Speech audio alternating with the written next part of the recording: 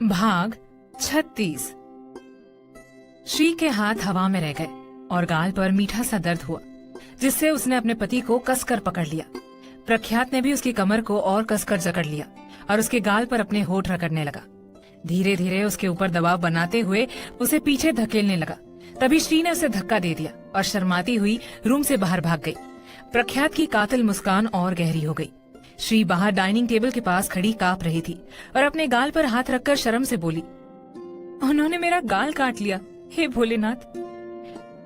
उसके इतना कहते ही उसके कानों में बेहद आकर्षक और दमदार आवाज आई, और आगे भी बहुत कुछ होना है, बेताब है हम। ये सुनकर उसने बिल्कुल पलट कर नहीं देखा और सीधा किचन के अंदर चली गई। वहीं प्रख्यात का चेहरा अचानक से सीरियस हो गया और वो चेयर पर बैठकर अपने मोबाइल स्क्रीन को देखने लगा। उसे कई जरूरी ईमेल्स आए हुए थे, जिनका वो एक एक करके जवाब दे रहा था। कुछ ही देर में श्रीनिका चेहरे पर हया की लालिमा लिए और अपने पति के लिए नाश्ता लेकर डाइनिंग एरिया में आई। उसकी आंखों में एक अलग ही खुशी और उमंग नजर आ रही थी। उसने बड़े प्यार से अपने हैंडसम से पति को देखा, जो सीरियस होकर अपना काम कर रहा था। वो तुरंत उसके पास आई और अपनी मीठी मीठी और मधुर आवाज में बोली, ये लीजिए, आपके लिए हमने काफुली और चावल बनाए हैं। मोबाइल पर अपना काम करते हुए प्रख्यात ने एक नजर टेबल पर रखी डिश को देखा और अपनी भारी आवाज में बोले, ये क्या है? श्रीनिका उत्साही होकर बोली, जी इसे काफुली कहते हैं। ये पालक और मेथी के पत्तों से बनती है और उसके साथ मैंने चावल बनाए हैं। ये हमारे पहाड़ों में खाई जाने वाली एक प्रसिद्ध डिश है, आपको अच्छी लगेगी।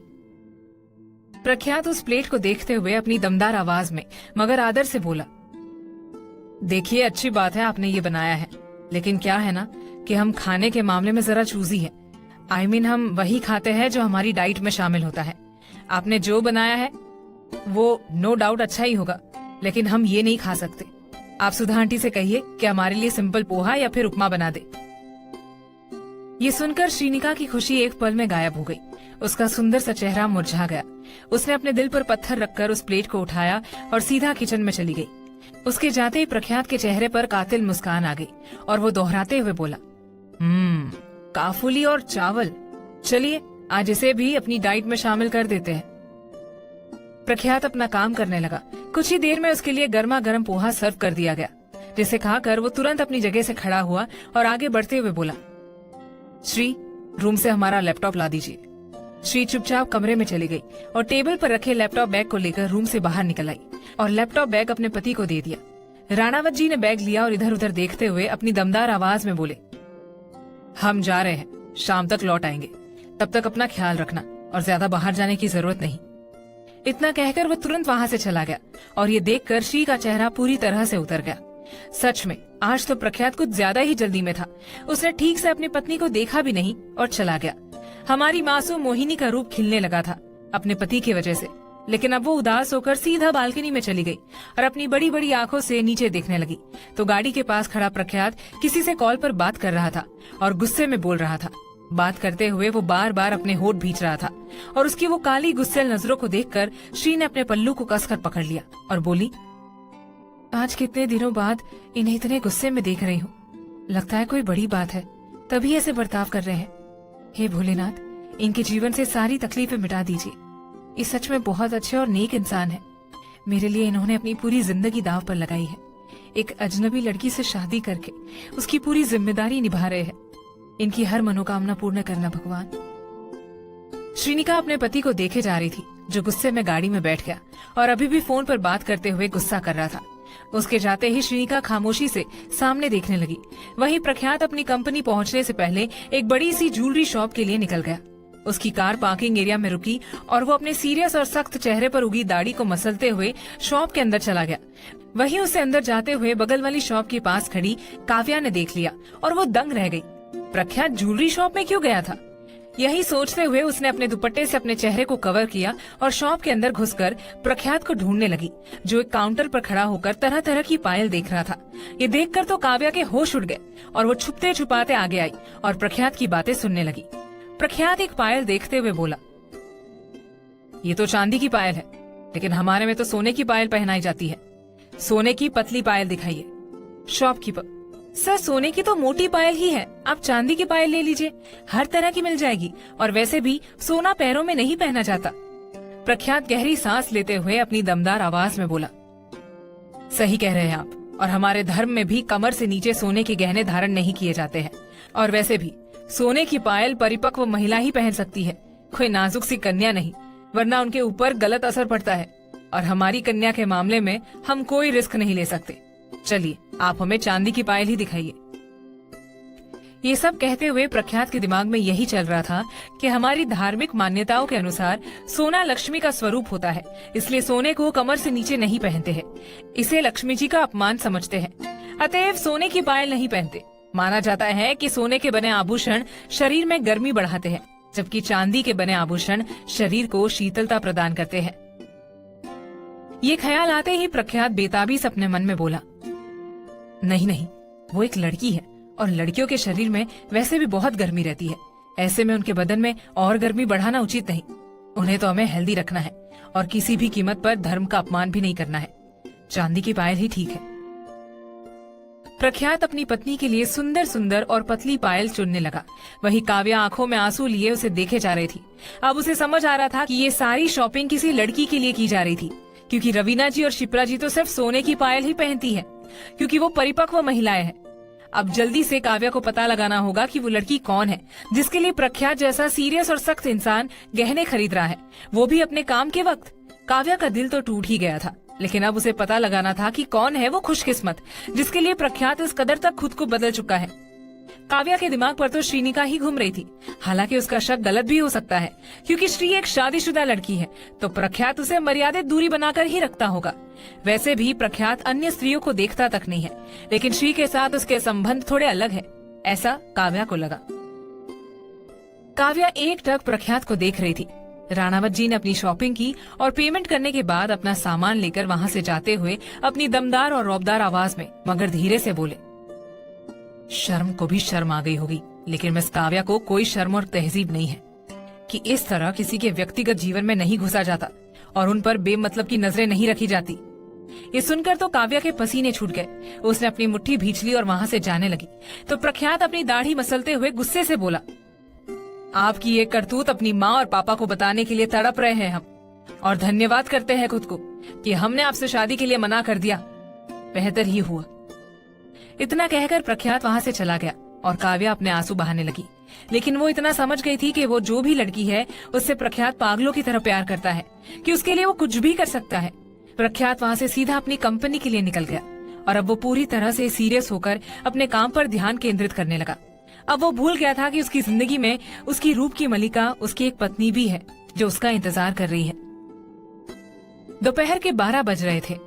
प्रख्यात मीटिंग को लीड करने के बाद मीटिंग रूम से बाहर निकल आया और अपनी पैंट की जेब में हाथ डालकर रौब और गुरूर से आगे बढ़ने लगा और उसका फोन बजने लगा और फोन उसकी माँ का था। राणावत जी ने गहरी सांस ली और अपने कैबिन में जाकर कॉल अटेंड करते हुए बोले, प्रणाम माँ। शिप्रा जी, खुश रहिए हमारे बेटे।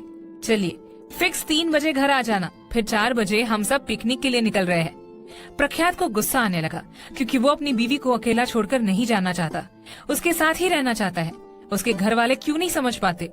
प्रख्यात अपनी सख्त और कठोर आवाज में बोला, माँ हमारे पास बहुत काम है जिसके कारण हम कहीं जाने की फुर्सत में नहीं है, तो कृपया करके आप सब हो आइए। शिप्रा जी उदासी से बोली, अब हम क्या करें आपका, पूरे दिन बस काम काम और काम ही आता है आपको। अब हमें काव्या को मना करना ही होगा कि नहीं जा रहे हम सभी। काव्या नाम सुनते ही प्रख्यात ने मोबाइल को कस कर पकड़ लिया और अपने मन में गुस्से से बोला, इस लड़की का तो नाम तक बर्दाश्त नहीं। हम क्या समझते नहीं, उनकी पूरी तैयारी है हमारे साथ रिश्ता जोड़ने की, लेकिन अगर हमसे रिश्ता जोड़ने की फालतू की कोशिश की तो हम सबको तोड़ देंगे। प्रख्यात अपने मन में बोले जा रहा था, तभी उसे अपनी माँ के मुंह से श्रीनिका सुनाई दी, जिससे वो तुरंत अपने ख्यालों से बाहर आया और बेसब्र होकर बोला, क्या आपने श्रीनिका का जिक्र किया? शिप्रा जी, हाँ, हम सोच रहे थे कि उस प्यारी सी बच्ची को भी हम अपने साथ पिकनिक पर ले जाते हैं, इसलिए अभी विहान को कॉल किया था, तो उनसे पता चला कि श्रीनिका के पति आज मुंबई गए हैं जरूरी काम से, तो आज भी वो मासूम अकेली है, इसलिए सोचा उन्हें भी साथ ले जाते हैं, थोड़ा घूम फिर लेंगी, एंजॉय कर लेंगी, उन्हें भी अच्छा लगेगा। खैर छोड़िए, हम सबको मना कर देते हैं। शिप्रा जी के इतना कहते ही प्रख्यात तुरंत बोला, कुछ भी कैंसिल करने की जरूरत नहीं है, हम सब चलते हैं, लेकिन कल शाम तक लौट आएंगे। शिप्रा जी की खुशी का ठिकाना नहीं रहा और वो जल्दी से शुरू हो गई अपनी तैयारियों में, क्योंकि फिक्स 4 बजे तो उन्हें निकलना ही था पिकनिक के लिए। वही अपने कैबिन में खिड़की के पास खड़े रानावत जी के चेहरे पर एक अलग सा नूर छाने लगा। आंखों में जुनून और तलब आने लगी। उन्होंने अपनी मुट्ठी भींच ली और बेहिसाब शिद्दत से बोले, आपके लिए हम किसी भी हद तक जा सकते हैं। उम्मीद करते हैं इस सफर में हम दोनों एक दूसरे के और करीब आ जाएंगे। प्रख्यात का दिल जोर से धड़क रहा था। उसके सामने श्री का खूबसूरत चेहरा घूम रहा था, जिसे पाने के लिए वो तड़प रहा था। उसने आज अपनी पत्नी के लिए 10 जोड़ी पायल ली, जिसमें से उसने 8 जोड़ी को अपने कैबिन के लॉकर में रख दी और बाकी की 2 जोड़ी को अपनी जेब में रख दिया, ताकि श्री से मिलकर खुद उसे पहनाए। दोपहर के 3:30 बजे राणावत जी की रेंज रोवर राणावत मैंशन के लॉन में आकर रुकी। अपनी शान और रौब से वो गाड़ी से बाहर निकल आए। चेहरे पर दुनिया जहान का गुरूर और रौब नजर आ रहा था। बड़े बड़े काले चश्मे लगाए हुए थे, पतले लाल होठ जिन पर बिल्कुल मुस्कान नहीं थी। एक ऐसी आकर्षक और दमदार पर्सनालिटी कि जिसे देखकर कोई भी उनका दीवाना हो जाए। जैसे ही उन्होंने अपने कदम लॉन में रखे, वैसे ही उनका दिल धक धक करने लगा। उन्होंने अपनी मुट्ठी भींच ली और दूसरे हाथ से अपना चश्मा उतारकर बेताबी और बेकरारी से बंगले के अंदर और इधर उधर देखने लगे, क्योंकि उन्हें एहसास हो गया था कि उनकी पत्नी यहीं कहीं है। वही बंगले के हॉल में रवीना जी के पास में सिर झुकाकर श्रीनिका खड़ी थी, विहान के साथ में। उसका तन बदन सिहर उठा। उसे भी एहसास हुआ था कि उसके पतिदेव आ चुके हैं और अब वो उनकी जुनूनी निगाहों से कैसे बचेगी। प्रख्यात तेजी से बंगले के अंदर जाने लगा और हॉल में आते ही उसे अपनी पत्नी दिखाई दी, जो कितनी सुंदर और प्यारी लग रही थी। उफ, आज उसने लाल रंग की शिफॉन की साड़ी पहनी थी, जिसमें वो और भी ज्यादा गोरी दिख रही थी। राणावत जी तो अपनी जगह पर जम से गए और अपनी शिद्दत भरी निगाहों से दूर खड़ी अपनी पत्नी को देख देख कर बावले होने लगे। वहीं सोफे पर बैठी काव्या की नजर जब प्रख्यात पर पड़ी तो वो हैरान रह गई, क्योंकि वो जिन नजरों से देख रहा है वो काफी अजीब लगा।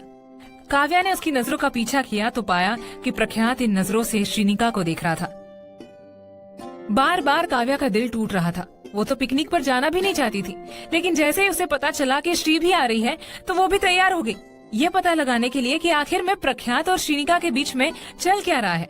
प्रख्यात अपनी जुनूनी और शिद्दत भरी निगाहों से अपनी पत्नी को देख रहा था और वो सिहर रही थी, इसलिए वो पूरी तरह से मुड़ गई और अपनी चूड़ियों को आगे पीछे करने लगी।